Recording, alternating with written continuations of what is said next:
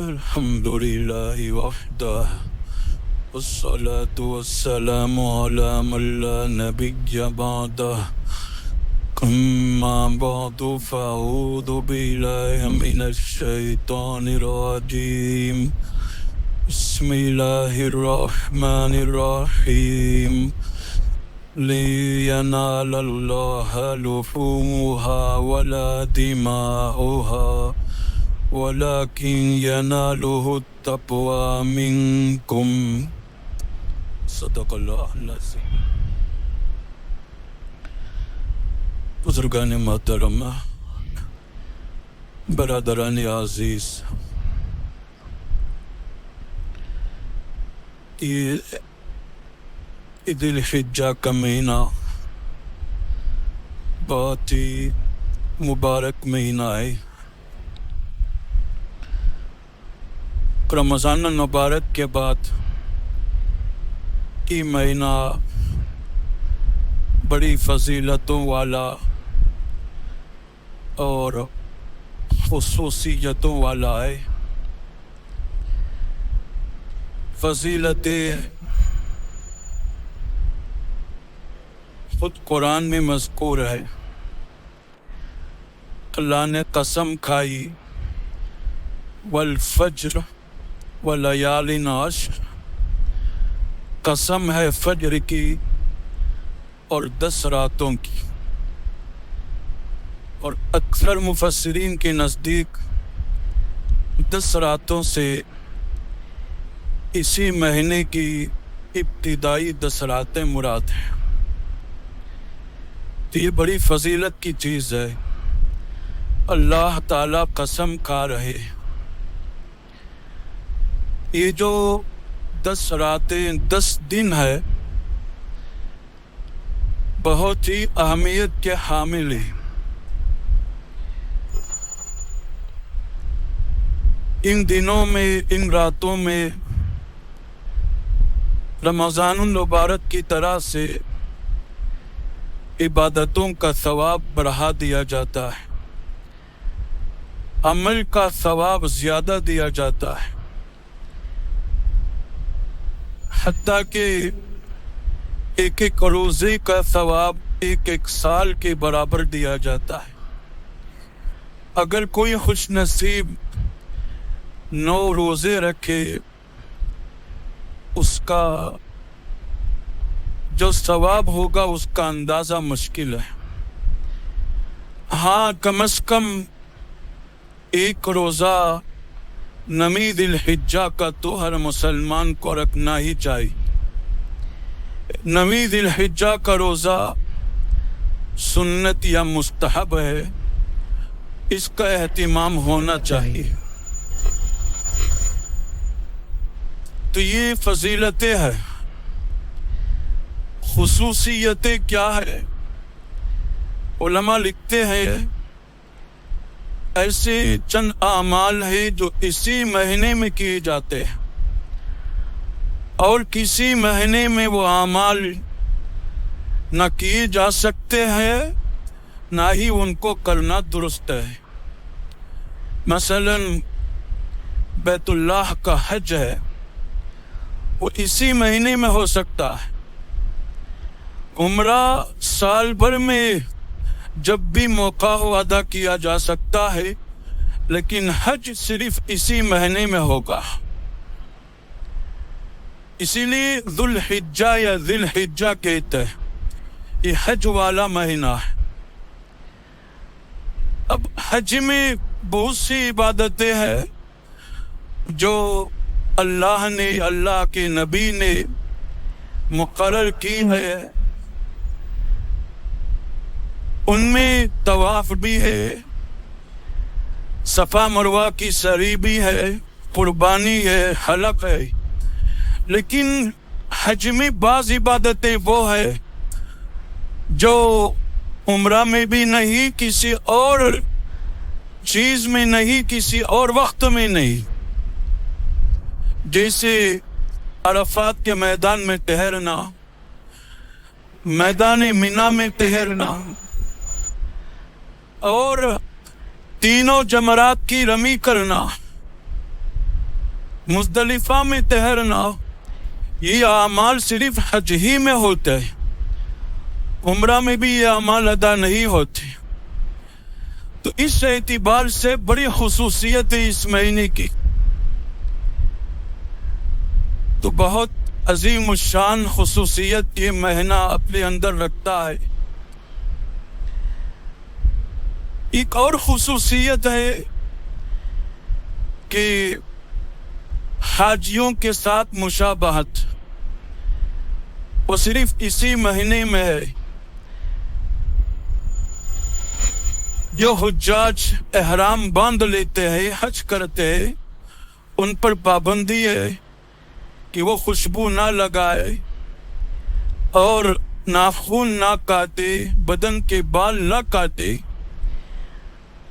ایک طرح سے ہم دیکھتے ہیں پوری دنیا کے تقریباً سبھی مسلمانوں پر، خاص طور پر جو قربانی کرنے والے ہیں ان پر یہ عمل مستحب ہے کہ جو قربانی کرنا چاہے وہ ناخن نہ کاٹے، بدن کے بال نہ کاٹے۔ یہ حاجیوں کے ساتھ مشابہت ہے کہ جب تک احرام نہیں کھلے گا اس وقت تک حاجی نہ بال کاٹ سکتا ہے نہ ناخن کاٹ سکتا ہے۔ اب اس کے حق میں وہ واجب ہے، لیکن قربانی کرنے والے کے حق میں مستحب ہے، واجب نہیں، فرض نہیں۔ اگر کوئی کاٹے تو گناہ نہیں، ہاں نہیں کاٹے گا خصوصاً قربانی کرنے والے ثواب ملے گا۔ یہ بہت اہم عمل ہے، مستحب۔ علماء نے لکھا ہے کہ یہ جو درجات ہیں، فرض، واجب، سنت، مستحب، یہ ذہنی اعتبار سے، عقیدہ کے اعتبار سے، عمل کے اعتبار سے مستحب پر بھی ویسے ہی عمل کیا جا سکتا ہے جیسا عمل فرض کا ہوتا ہے۔ ہاں یہ اور بات ہے کہ مستحب کو چھوڑ دے گا تو گناہ نہیں ہوگا، لیکن عمل میں تفریق نہ کرے، جیسا عمل فرض کا ہو رہا ہے اسی پابندی سے اگر کر رہا ہے تو بہت اچھی بات ہے۔ تو یہ بھی ایک اہم عمل ہے جو اس مہینے میں ہوتا ہے۔ اور تیسری خصوصیت ہے قربانی کی۔ آدمی اللہ کے نام پر کسی بھی وقت جانور ذبح کر سکتا ہے، شریعت اجازت دیتی ہے۔ اللہ کے نام پر جانور ذبح کرنا ہے تو کبھی بھی کر سکتا ہے، لیکن جس کو قربانی کہتے ہیں وہ بس 3 دنوں میں ادا ہوگی، وہ اور دنوں میں نہیں ہوگی۔ جیسے رمضان کا کوئی روزہ چھوٹ جائے تو سال بھر بھی اگر کوئی اس کی قضا رکھے تو اس ایک روزے کے برابر نہیں ہو سکتا، اگرچہ قضا ہو جائے گی لیکن ثواب کا جو درجہ ہے اس کو پا نہیں سکتا۔ ایسے ہی قربانی کا جو عمل ان 3 دنوں میں ہو رہا ہے، اس عمل کا مقابل کوئی اور عمل نہیں ہوگا۔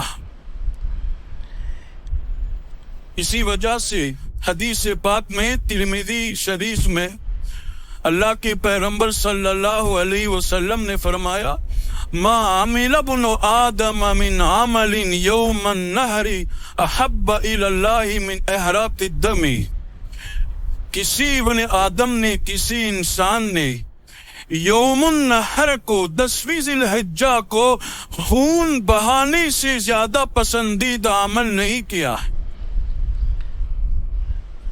9 ذی الحجہ تک جو اعمال ہے، نفل نمازیں پڑھے، نفل روزے رکھے، ذکر کرے، تلاوت کرے اور دعائیں کرے، لیکن خاص 10ویں ذی الحجہ کو، 11ویں اور 12ویں ذی الحجہ کو سب سے اونچا عمل قربانی کا ہے۔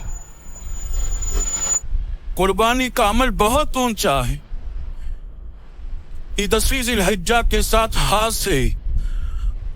اب یہ اسی مہینے کی خصوصیت ہے اور مہینے کی نہیں۔ اب جو حج کرنے والا ہے اگر وہ मुकीम हो जाए तो उस पर कुर्बानी ईद की भी वाजिब होगी, हज की भी वाजिब होगी। अगर हज करने वाला मुकीम ना हो, मुसाफिर रहे, तो हज की कुर्बानी होगी। और तमाम मुसलमानों पर ईद वाली कुर्बानी होगी, खास तौर पर जो साहिब हैसियत है, जिनको अल्लाह ने माल दिया है, दौलत दी है, जो साहिब हैसियत है, उनके हक में तो वाजिब है।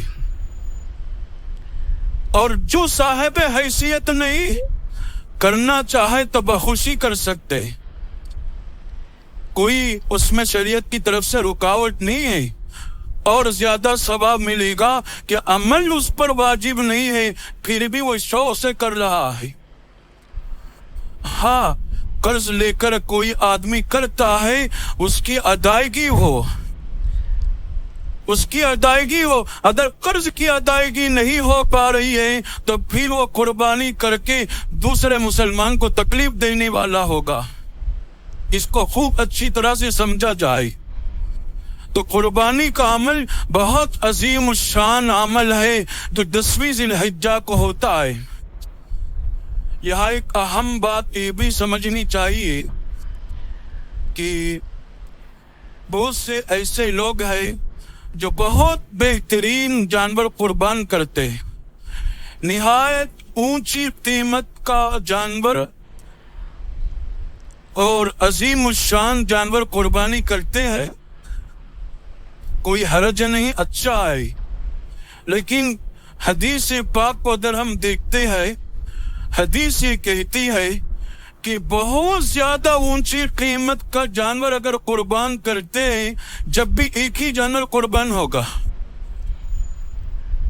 और अगर आदमी मुसलमान दरमियानी दर्जे का अच्छा जानवर कुर्बान करता है, जब भी एक ही जानवर होगा। बहुत ज्यादा, अगर मिसाल के तौर पर 20,000 में एक बकरा या बकरी मिल रही है, अगर कोई 1 लाख में उसको खरीद रहा है, तो जानवर जानवर होने में फर्क नहीं, वो भी एक ही जानवर है, ये भी एक ही जानवर है। यहाँ ये समझना चाहिए कि हदीस ये कहती है कि यौन ना रखो, 10वीं ज़िलहिज्जा को खून बहाने से ज्यादा अच्छा अमल नहीं है। तो इसका मतलब ये हुआ कि 1 लाख में एक बकरी के बजाय वहां 5 बकरियां ज़बह की जा सकती हैं। 5 जानवर कुर्बान मुसलमान कर सकता है। अब 5 जानवर का मतलब ये होगा कि खून बहुत ज्यादा बहा है।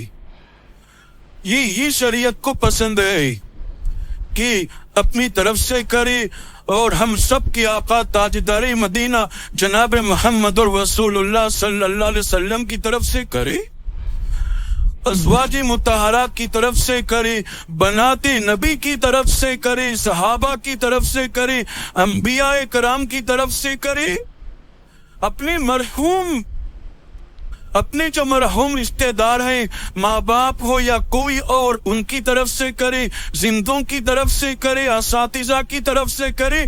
जैसे जैसे अल्लाह ने वसाअत दी है, वैसे वैसे अपना अमल बढ़ाए, और जैसे जैसे अमल बढ़ेगा तो